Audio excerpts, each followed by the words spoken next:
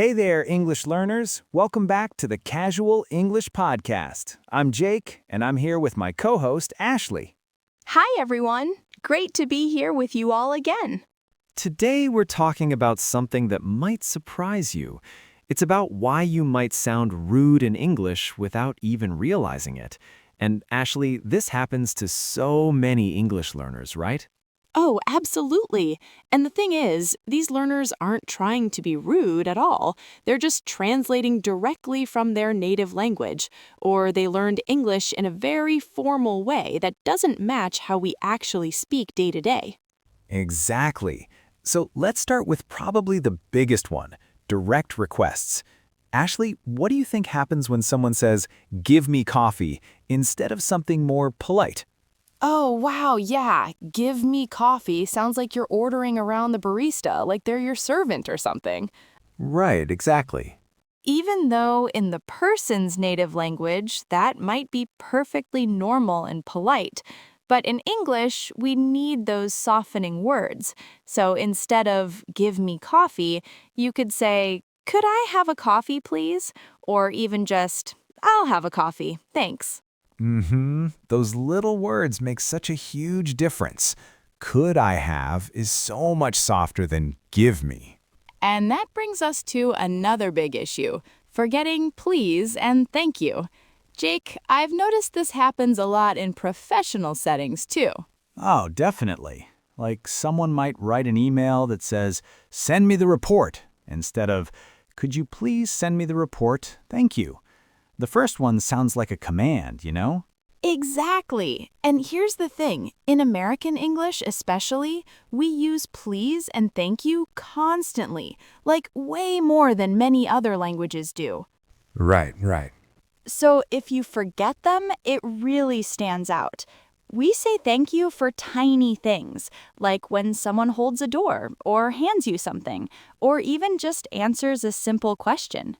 And this connects to cultural differences too, which is probably the biggest factor here.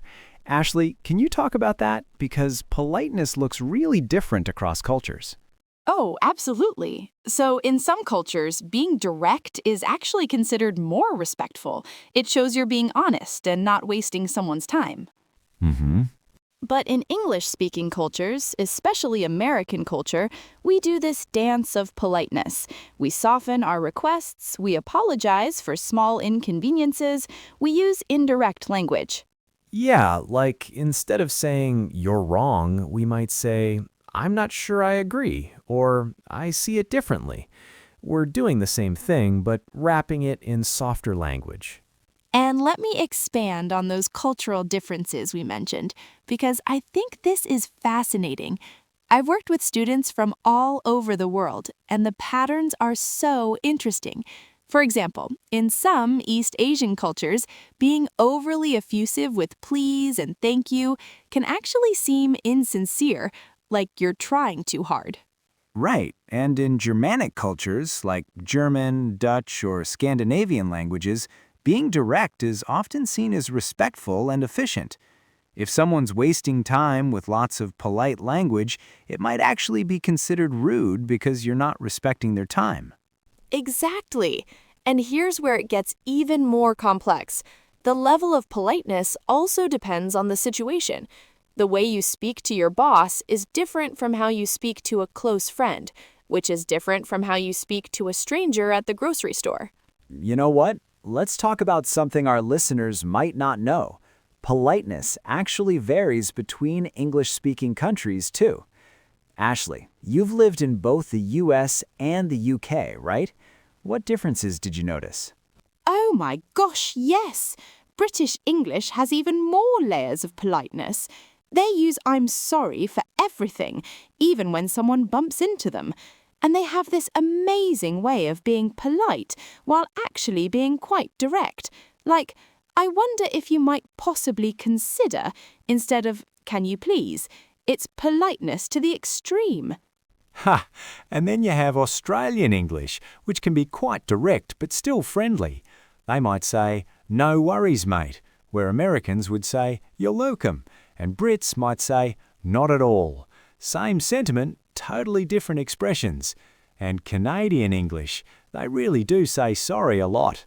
Speaking of different situations, Jake, workplace politeness is huge. Can you give some examples of what sounds too direct in a professional setting? Because I think our listeners really need to hear this. The stakes are higher at work. Oh, absolutely. Workplace politeness is so important. So instead of writing, "Fix this by tomorrow," you'd write, "Could you please review this and let me know if you can have it ready by tomorrow? Thank you." Or instead of, "This is wrong," try, "I think there might be an error here. Could you take another look?" An email politeness is its own special category. The number of times I've seen emails that just say, "do this," with no greeting, no closing, no context. A simple, "Hi, Sarah. Hope you're doing well. Could you please help me with X?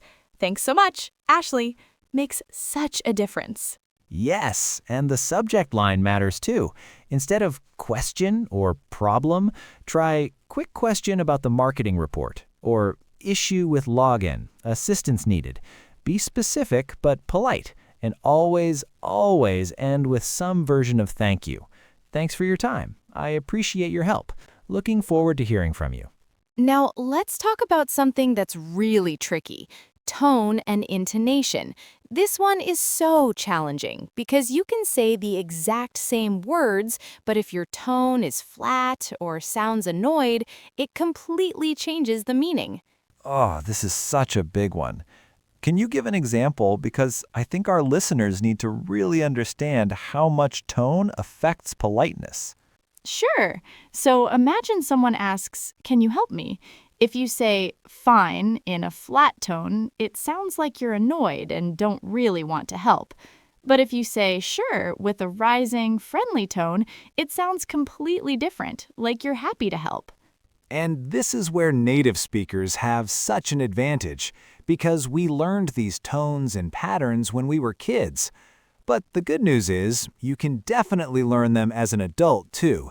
It just takes practice and awareness. You know what would be helpful for our listeners? Let's do some quick practice scenarios. Jake, let's role play some common situations. I'll say the rude version first, then you give the polite alternative. Ready? Great idea! This will be so helpful. Okay, listeners, pay attention. We're going to show you the difference. Go ahead, Ashley. May I please have a large coffee? Hi, could I please have a large coffee? Thank you so much. See how much friendlier that sounds? Perfect. Okay, scenario 2. Asking for directions. Where is the train station?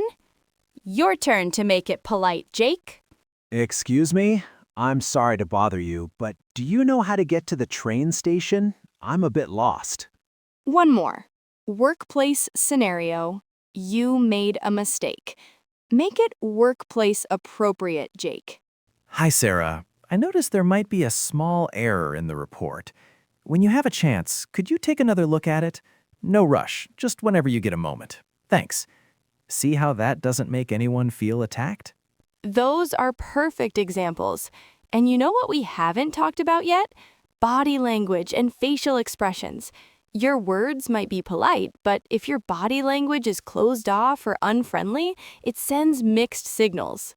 Oh, absolutely.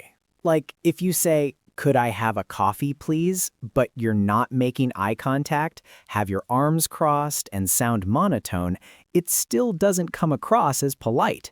Americans especially expect eye contact and smiling during polite interactions. Exactly. And the smiling thing is huge. Even if you're just asking for information, a slight smile makes you seem approachable and polite. Also, turn your body toward the person you're talking to. Don't talk over your shoulder or while looking at your phone. And here's a tough one: staying polite when you're frustrated. Like when customer service isn't helping you or when someone makes the same mistake repeatedly, that's when your politeness really gets tested. This is so important.